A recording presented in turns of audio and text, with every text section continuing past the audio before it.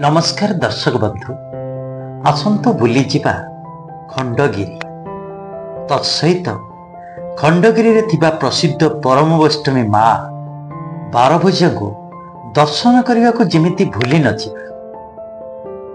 खंडगिरी अधा प्राकृतिक अधा मनुष्यकृत तैयारी होइतिबा जहार ऐतिहासिक पुरातन तत्व और धार्मिक गुरुत्व रही। भुवनेश्वर बरमुंडा बसस्टाण्ड ठारू प्राय 4 किलोमीटर दूर अवस्थित खंडगिरी पहाड़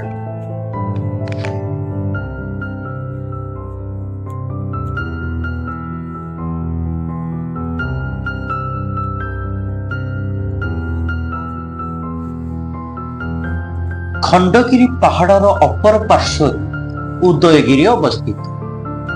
यह कुमारी पर्वत नाम ख्यात।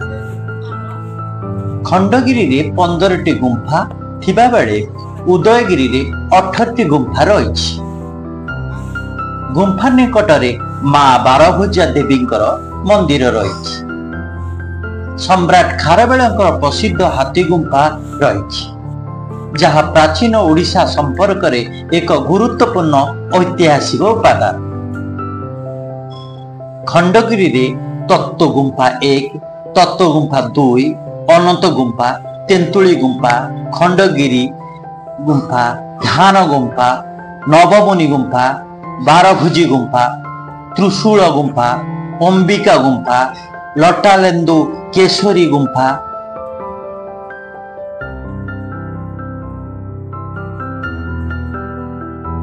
एवं आउ 2टी नामहीन गुंफा रही।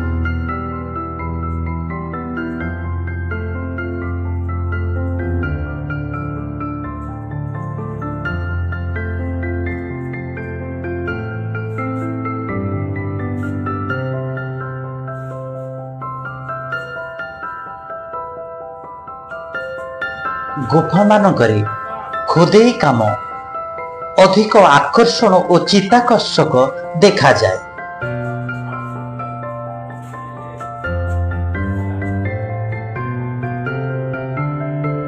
खंडगिरी पहाड़ उपरु निरीक्षण कले उदयगिरी पहाड़ दृश्यमान हुए। सबुज बनानी रे भरपूर खंडगिरी अधिक चित्ताकर्षक देखा जाए। माघ सप्तमी रे खंडगिरी और उदयगिरी पाद देशरी आभान कालरू हुई आसुथिबा प्रसिद्ध कुंभ मेला 9 दिन धरी चली था। माघ सप्तमी रे पूर्णाहुति हुई। यह शक्तिपीठ और जैनपीठ भाव में परिचित। मेला समय रे भारत वर्षरु अनेक साधु सन्त मानकर समावेश हुए। हाथी गुंफा शिलालेखरे खारवेलंकर 13 वर्ष शासनर वर्णना करा जाइछि। खंडगिरी स्थान एक ऐतिहासिक दृष्टिकोण गुरुत्वपूर्ण। जैन विवरण जानिबा को मिले एही स्थान रे महावीर जैन तांकर धर्म प्रचार करिथिले।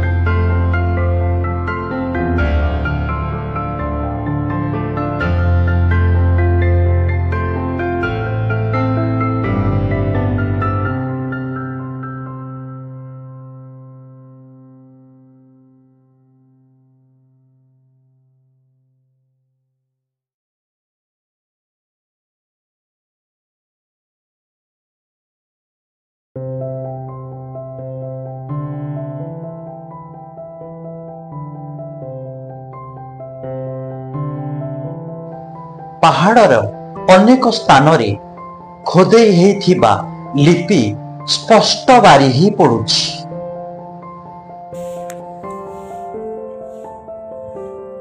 खंडगिरी बुली सारला परे आसंतु दर्शक बंधु दर्शन करने को जिबा माँ जगत जननी परम वैष्णवी बारभुजा माँ को देखिबा।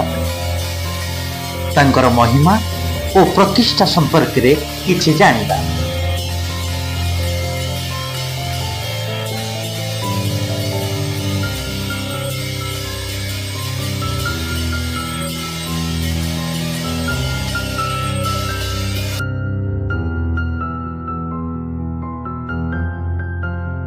आज्ञा नमस्कार। मुझे माँ बारभुजा पूजारी मो ना है प्रताप चंद्र पंडा माँ को पूजारी ये माँ बहुत पूर्व अच्छा केते दिन कहीं सठिक कहीपर ना बर्तमान आम जानू ये साधु सत पीठस्थली साधना क्षेत्र साधु क्षेत्र शांति क्षेत्र एभली क्षेत्र कौटे आपण पाइपर ना जेहेतु दी माँ दी साइड रे अच्छा बारभुजा दुर्गा बारभुजा काली ये मझे बसिक जोग कले तपस्या करे जल्दी सिद्ध हुए तेणुक सिद्ध क्षेत्र शांति क्षेत्र खंडगिरी बोलता है। माता जी ये चतुर्पार्श्व जो चारि खंड गाँ आसपास आहरी छोट बड़ गाँ अच्छा एमानकर ये हेले अधिष्ठात्री देवी बा ग्राम देवती बोली कहते ये चतुर्पार्श्व लोक मैंने भी ठाकुराणी की मानती जिते जो समय जो विपद पड़ूना कहीं लोक मैंने माँ को डाकिले विपद को उद्धार करती तेणु माँ बारभुजा बोली बाट घाट गाड़ी मोटर दुकान बजार सब लिखाई तो माँ बारभुजा बारभुजा बोली लोक मैंने अंतत पक्षे बहुत भाव परिचित